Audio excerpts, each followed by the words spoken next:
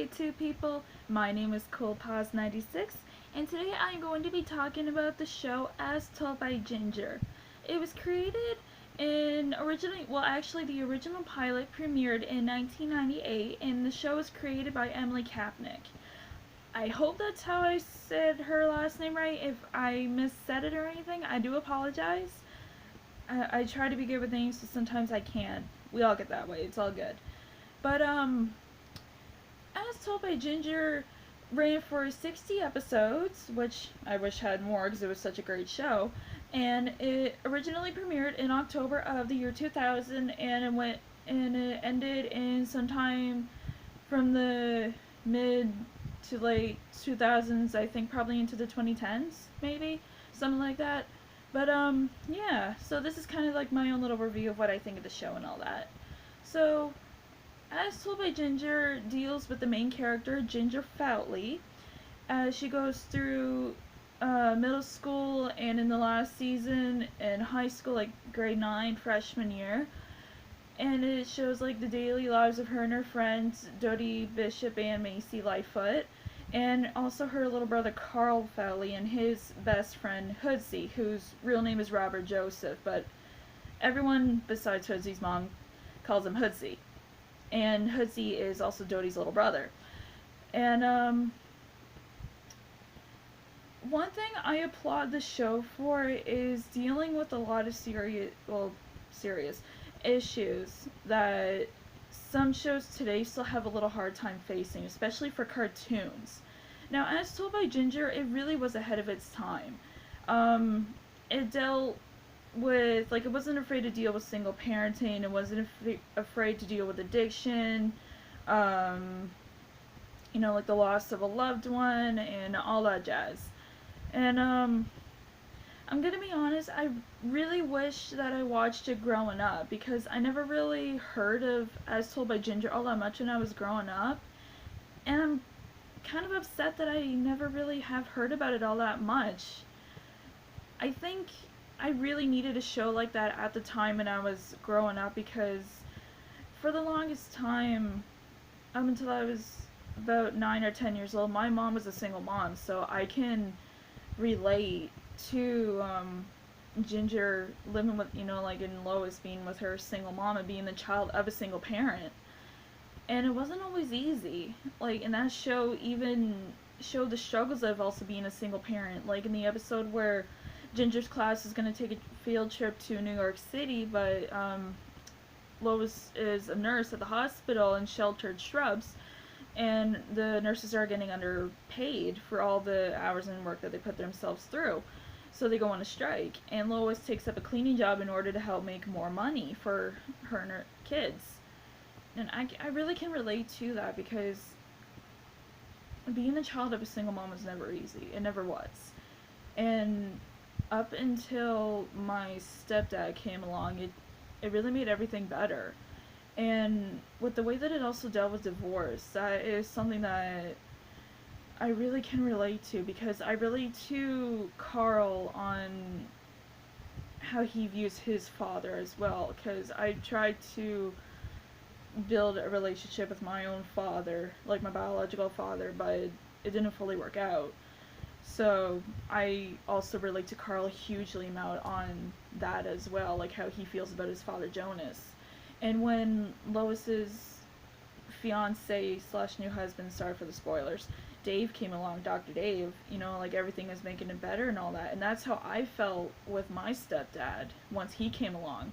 Like, yeah, it was weird at first because it felt like this new stranger was coming into my life, but after I got to know him, he's an incredible father. And I'm glad that he's still my stepdad to this day. I think of him as my own father, even. And one episode that really got me going was the show Hello Stranger.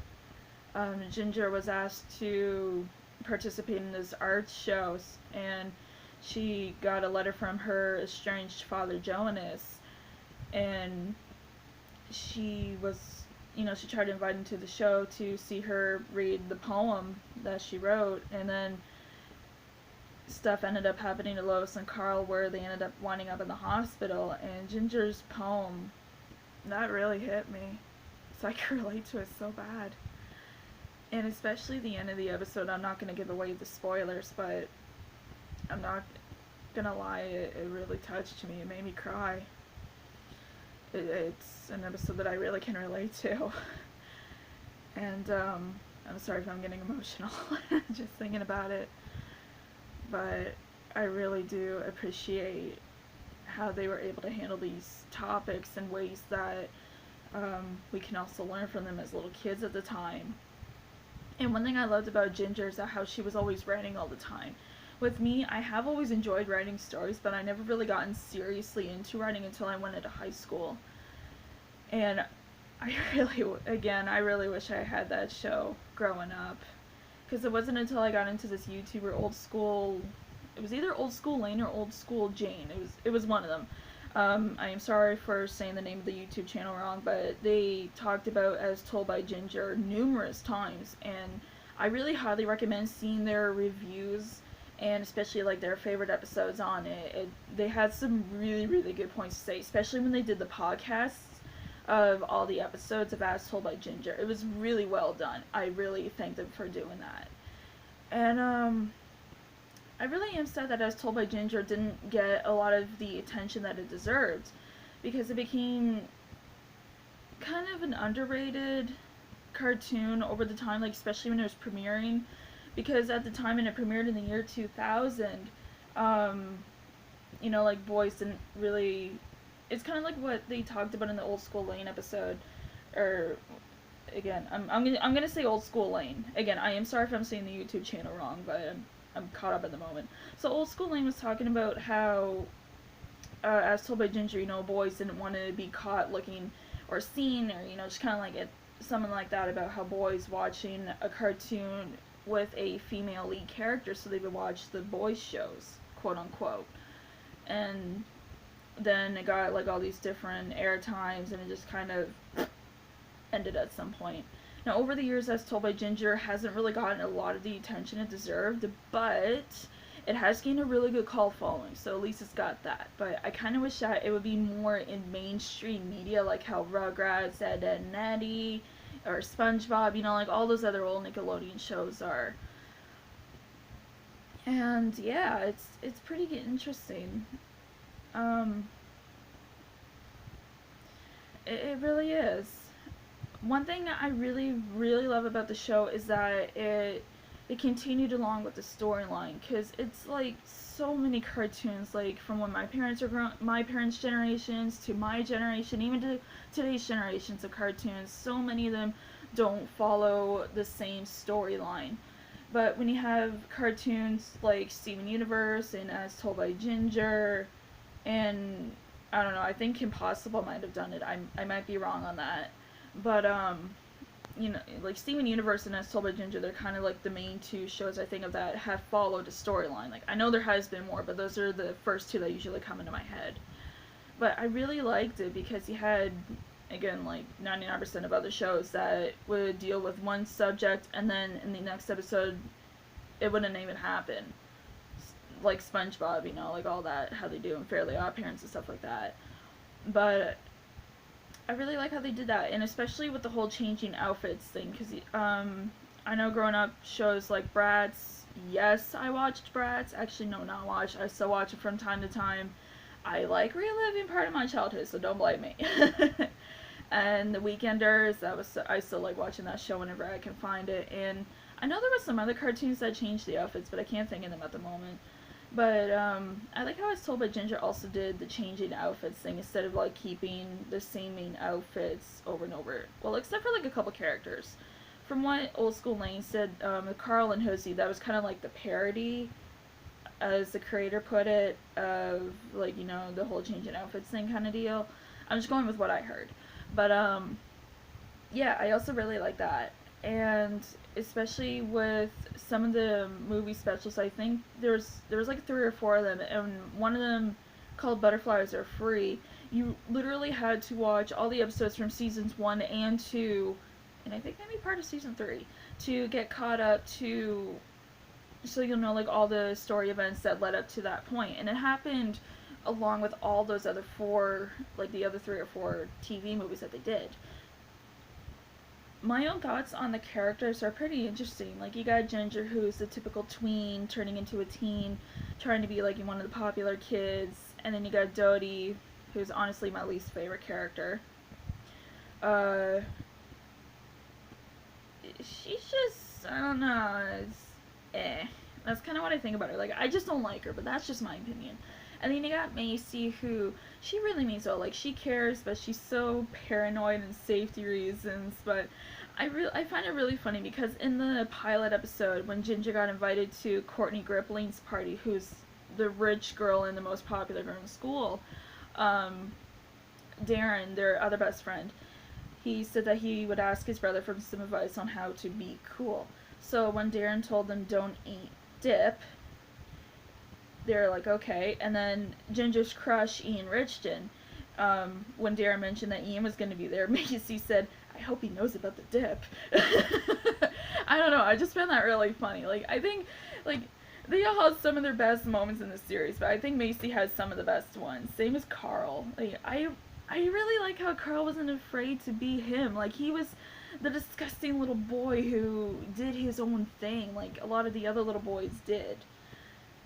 And Lois, oh my gosh, she is honestly one of, if not the best cartoon mom of all time.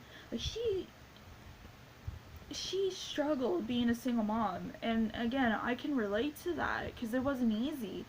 And especially when that nurse's strike was going on and she had to take on that extra job, like, that's what my mom did. Like, she had to take on more than one job just to keep, like, a roof over her head and stuff like that. And I'm grateful for all the stuff that my mom did. And the advice that she gives Ginger and Carl and, like, all the other kids, it's really helpful. She's, like, probably one of the, and again, if not the greatest cartoon mom in history, in my opinion. And I kind of really liked how the series also started doing more character development as well. Like, over at some points, you know, like when they were going into high school, Ginger was really worried about not being with their friends anymore. You know, like, that was kind of like the goodbye to their long time friendship. But they still remained true to their friendship, even as they grew up, and what it showed at the series finale. Sorry for the spoiler. But, I really did like that. And I really do wish that the show had more attention. There are some websites, though, that dedicate to As Told by Ginger. Oh, jeepers, I wish I could remember their website names. I am sorry for forgetting. But I really am glad that people do take the time to think about that show, because it's one of the best underrated shows of all time that deserves more media attention. I know I'm saying that over and over, but it's true. And my sister, she was even watching it at some point. I don't know if she still does or not, but she kind of got me into watching it at first, but it wasn't until I started seeing old school Lane's thoughts and reviews and stuff like that on the show that really got me into seeing it. And from the very first episode called Ginger the Juvie, I was hooked on the show. Like, it is so captivating, and it's like, you want to see what happens next. You want to see what happens to Ginger, or to Carl, or to Dodie, or Macy, you know, like, or whoever. You want to see them grow as a character. And not a lot of cartoons kind of do that, so I applaud them like crazy for doing that.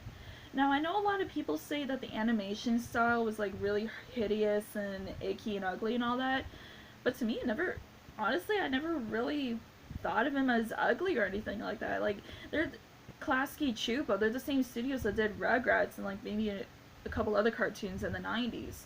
And they were known for doing that kind of animation, so I don't get it why people would bash them for the animation style. Like, I liked it. I'm not gonna lie, I actually like it. I always loved people who did things different and outside of the box, and I still do to this day. So I don't know, this is just me asking, like, why? Like, why are you bashing on the art style? That's just the style that they do. Like, everybody has their own art style. You know, like, I got,